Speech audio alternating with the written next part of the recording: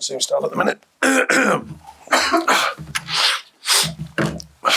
We'll do this press conference in two sections. So the first part will be to reflect on today's game, and then we'll do a second section to preview our game against Manchester. Look how nice it is, isn't it? It's like an actual theatre. It's good. Look at this place. Wowzers. Yeah, I mean, it's unfortunate I have to start with that because I thought we were absolutely excellent, but we'll go back to that in a second. I'm a big fan of VAR. I don't know where that one lives today because I think VAR's ref the moment where the referee and the lines person have got amazing views. They've clearly made a decision. All their experience and years of doing it goes out the window because they'll find contact, and they're going to find contact. They find contact with virtually everything. The amount of contact in the game we all know, or for me, not everyone is alarming. Anyway, the lack of contact, the favourite penalty when he stood on his toe, and, I don't know whether he wrote, you stand on your toe in a queue to get on the tube or whatever, you don't fall over. But anyway, apparently that's a penalty nowadays, so we all know about that.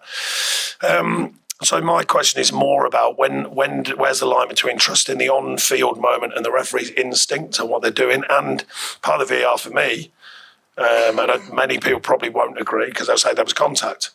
But if I'm the person in the VAR room, I'm looking at the referee's position as well. I'm looking at the lines person's position. What view have they got? Because they're actually there live and it's live action.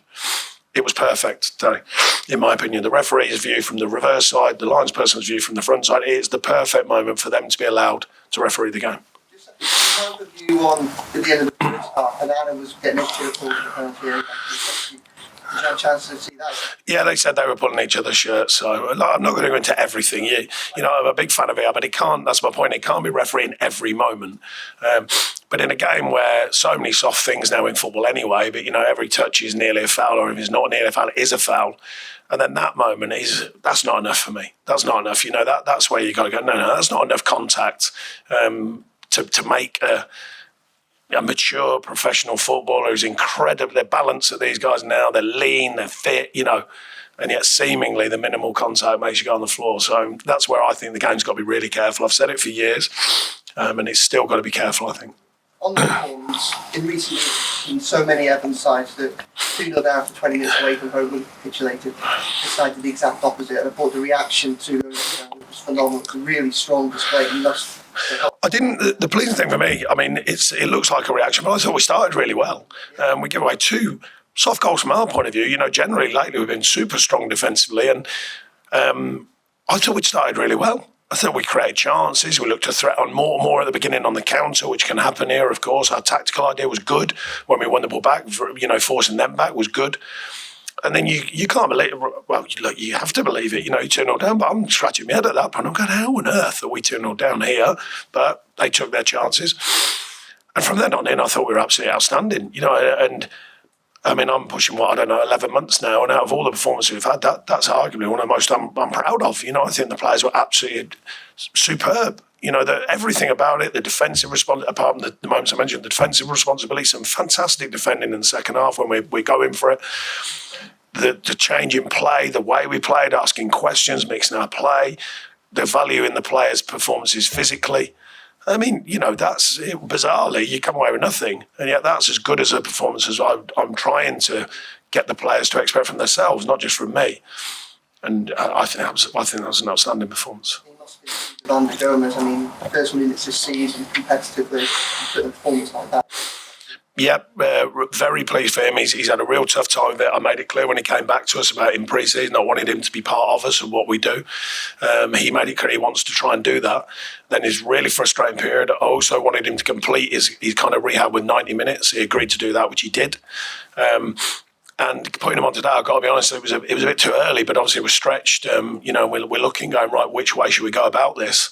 And I thought it was excellent. I thought the way he adapted to the game after the first 7 or 8 minutes, I thought was excellent. And his adaptability within the role as well. He played higher up, then he dropped in. And some of his passing was excellent today. But there were so many today. I've got to be honest, you could start going through the whole team today. I thought the level of performance today was absolutely excellent in my opinion. Sure. We'll just go there and then we'll come to you. Can you just talk us through your reading of the very, very last action when Danjuma hits the bar? It looked like it might have gone in or maybe not. just your emotions around that. Well, I presume the referee's watch would buzz if the ball went in, regardless of it, whether it's a goal or not. I presume that would happen, so therefore I can only presume it didn't go in. It looked like on the replay that it might have gone in, but I presume the watch would have went. He flags for offside, I presume, equally, I'm not sure, for Beto, I think, but then you'd argue, is it interfering, is it not interfering? And then it's a definite corner and we don't even get the corner, which is a bit surprising. Well, it wasn't that surprising, I suppose. I was like, no, that is, everyone in the stadium can see it's deflected off for a corner. We don't get a corner. So, anyways, that's the way it goes. We just hope over a season it balances up.